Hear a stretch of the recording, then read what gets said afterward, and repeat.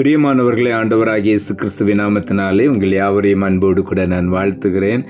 ஆண்டவர் கிருபையாய் நமக்கு கொடுத்த இந்த புதிய மாதத்திற்காக, இந்த வருடத்தின் 5வது மாதத்திற்காக, மே மாதத்திற்காக ஆண்டவருக்கு நாம் நன்றி சொல்லுவோம்.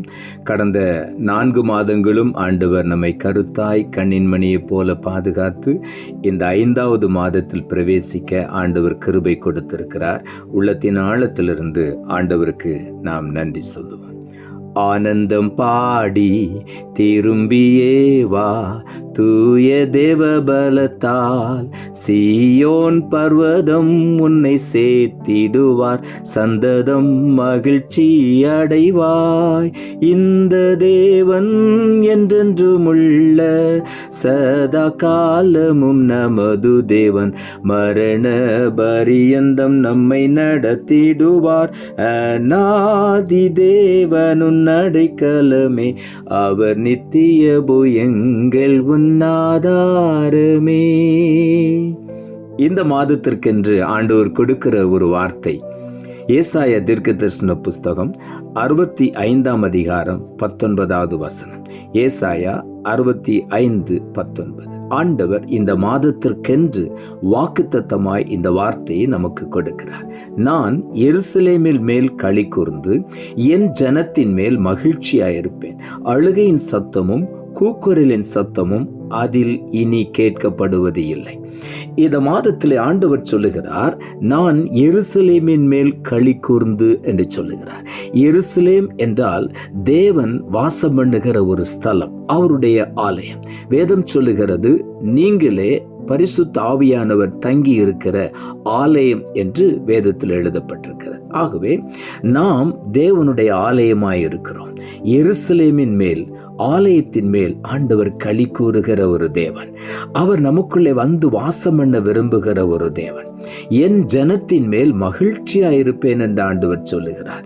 என் ஜனங்கள் ஒருபோது வெட்கப்பட்டு போவதில்லை.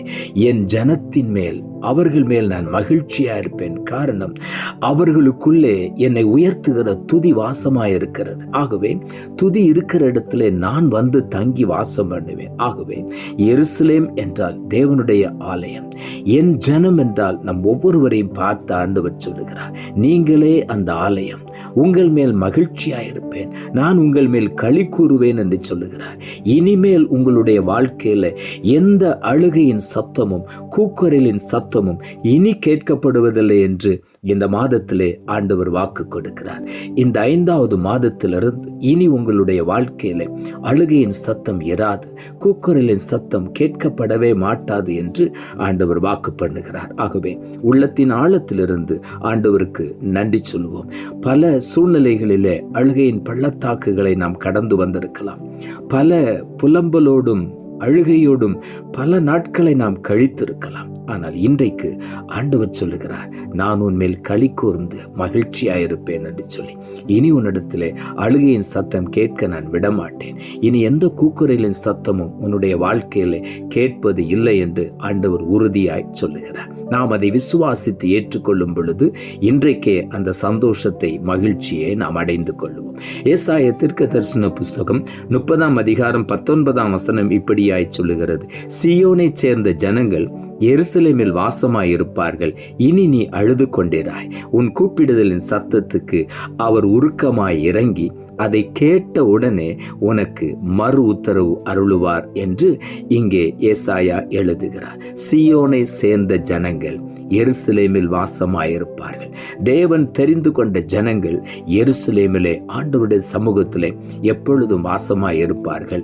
இனிமேல் நீ தேவ சமூகத்திலே வாசமாயிருக்கிறபடியினாலே அழுது கொண்டிருக்கவே மாட்டாய். உன் கூப்பிடுதலின் சத்தத்துக்கு ஆண்டவர் உருக்கமாய் இறங்கி கேட்ட உடனே உனக்கு மறு உத்தரவு அருளி செய்து விட்டார். ஆகவே உள்ளத்தின் ஆழத்திலிருந்து இந்த 5வது மாதத்திலே என்னுடைய கூப்பிடுதல்களுக்கு எல்லாம் ஆண்டவர் மறு உத்தரவு அருளிவிட்டார். கொடுத்தார். அந்தரங்கமாய் நான் ஜெபித்த ஜெபங்களுக்கு வெளியரங்கமாய் இந்த மாதத்திலே ஆண்டவர் பலன் கொடுக்க போகிறார் என்று உள்ளத்தின் ஆழத்திலிருந்து ஆண்டவருக்கு நாம் நன்றி சொல்லுவோம். ஏசாயா தீர்க்கதரிசன புஸ்தகம் 60ஆம் அதிகாரம் 20ஆம் வசனம் இப்படியாய் சொல்லுகிறது, உன் சூரியன் இனி அஸ்தமிப்பதும் இல்லை, உன் சந்திரன் மறைவதும் இல்லை, கர்த்தரே உனக்கு நித்திய வெளிச்சமாயிருப்பார், உன் துக்க நாட்கள் முடிந்து போகும் என்று சொல்லுகிறார். ஒருவேளை இத்தனை மாதங்களும் துக்கத்தோடு கடந்து வந்திருக்கலாம். ஆனால் இன்றைக்கு ஆண்டவர் சொல்லுகிறார், இனி உன் துக்க நாட்கள் முடிந்து போகும் என்று சொல்லி, இனி நீ துக்கமாய் இருப்பது இல்லை, இனி நீ அழுது கொண்டு இருக்க மாட்டாய் என்று சொல்லி, உன் துக்க நாட்கள் இன்றோடு முடிந்து போகும். இந்த 5வது மாதத்தில் நீ துக்கமே இல்லை என்று சொல்லி ஆண்டவர் சொல்லுகிறார். அவரே உனக்கு நித்திய வெளிச்சமாய் இருந்து உன்னை நடத்துவார் என்று வாக்கு பண்ணுகிறார். ஆகவே உள்ளத்தின் ஆழத்திலிருந்து ஆண்டவருக்கு நாம் நன்றி சொல்லுவோம். சங்கீதங்களின் புஸ்தகம் 30ஆம் சங்கீதம் 5வது வசனம் இப்படியாய் சொல்லுகிறது, அவருடைய கோபம் ஒரு நிமிஷம், அவருடைய தயவோ நீடிய வாழ்வு, சாயங்காலத்தில் அழுகை தங்கும், விடியற் காலத்திலே களிப்பு உண்டாகும் என்று இங்கே தாவீது எழுதுகிறார். ஆண்டவருடைய கோபம் ஒரு நிமிஷம்தான், ஆனால் அவருடைய தயவு நீடிய வாழ்வு என்று வேதம் சொல்லுகிறது.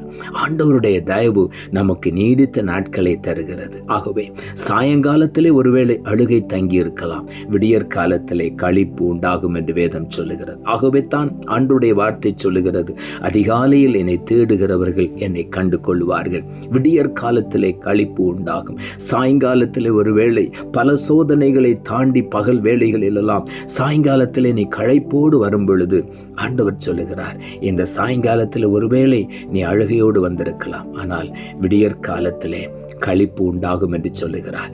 இந்த 5வது மாதத்தை ஒரு விடியற் காலத்தின் மாதமாய் உங்களுக்கு தருகிறார். ஆகவே இந்த மாதம் முழுவதும் நம்மை களிகூற பண்ணுவார். அவர் காலையையும் மாலையையும் களிகூற பண்ணுகிற தேவன். ஆகவே உள்ளத்தின் ஆழத்திலிருந்து ஆண்டவருக்கு நாம் நன்றி சொல்லுவோம். ஏசாயா தீர்க்கதரிசன புஸ்தகம் 41ஆம் அதிகாரம் 16வது வசனம் இப்படியாய் சொல்லுகிறது, அவைகளை தூற்றுவாய், அப்பொழுது காற்று அவைகளை கொண்டு போய் சுழல் காற்று அவைகளை பறக்கடிக்கும், நீயோ கர்த்தருக்கு களி கூர்ந்து இஸ்ரவேலின் பரிசுத்தருக்குள்ளே மேன்மை பாராட்டி கொண்டிருப்பாய் என்று இங்கே ஆண்டவருடைய வார்த்தை சொல்லுகிறது. அதற்கு முந்தின வசனங்களை வாசித்து பார்ப்போம் என்று சொன்னால், உன்னை புதிதும் கூர்மையுள்ள பற்கொள்ளல் இயந்திரமாய் மாற்றுகிறேன், மலைகளை குன்றுகளை நீ பதறுகோப்பாய் மாற்றி விடுவாய், அவைகளை காற்று பறக்கடித்து கொண்டு போய்விடும், சுழல் காற்று அடித்து கொண்டு போய்விடும். இனி அந்த உபத்திரவங்கள், பாடுகள், மலைகள், குன்றுகள் உன்னுடைய வாழ்க்கையின் எதிர்த்து வந்து நிற்பதே இல்லை. எல்லாவற்றையும் சுழல் காற்று அடித்து கொண்டு போய்விடும். நீயோ கர்த்தருக்குள் களி கூர்ந்து இஸ்ரவேலின் பரிசுத்தருக்குள்ளே மேன்மை பாராட்டி கொண்டே இருப்பாய். இந்த மாதத்தில், இந்த 5வது மாதத்தில் நாம் ஆண்டவரை மேன்மை பாராட்டி துதித்து கொண்டே இருப்போம், களி கூர்ந்து மகிழ்ந்து கொண்டே இருப்போம். அப்படித்தான் இந்த மாதத்தை ஆண்டவர் நமக்கு தருகிறார். உள்ளத்தின் ஆழத்திலிருந்து ஆண்டவருக்கு நன்றி சொல்லுவோம். நாம் ஜெபிப்போம். அன்புள்ள ஆண்டவரே, கிருபையா நீர் கொடுத்த இந்த புதிய மாதத்திற்காக, இந்த 5வது மாதத்திற்காக உமக்கு நன்றி செலுத்துகிறோம். ஆண்டவர் கொடுத்த வாக்குத்தத்த வார்த்தைக்காக நன்றி. நான் எருசலேமின் மேல் களி கூர்ந்து என் ஜனத்தின் மேல் மகிழ்ச்சியாயிருப்பேன், அழுகையின் சத்தமும் கூக்குரலின் சத்தமும் அதில் இனி கேட்கப்படுவதில்லை என்ற வார்த்தையை கொடுத்தேன். வசனத்தை கேட்டுக்கொண்டிருக்கிற ஒவ்வொருடைய வாழ்க்கையிலும் இந்த 5வது மாதம் களி கூறுகிற மாதமாய் பரிசுத்தருக்குள்ளே மேன்மை பாராட்டி கொண்டே இருக்க, எப்பொழுதும் சந்தோஷமும் மகிழ்ச்சியும் அடைந்து கொண்டே இருக்க நீர் உதவிச்சு. ஒவ்வொரு நாளும் களி கூறுதலை உடைய பிள்ளைகள் அனுபவிக்க நீர் உதவிச்சு. நீர் அப்படி செய்கிறபடினாலும் உமக்கு நன்றி தாழ்த்துகிறோம். இரட்சகர் இயேசுவின் நாமத்தில் ஜெபிக்கிறோம் நல்ல பிதாவே, ஆமென்.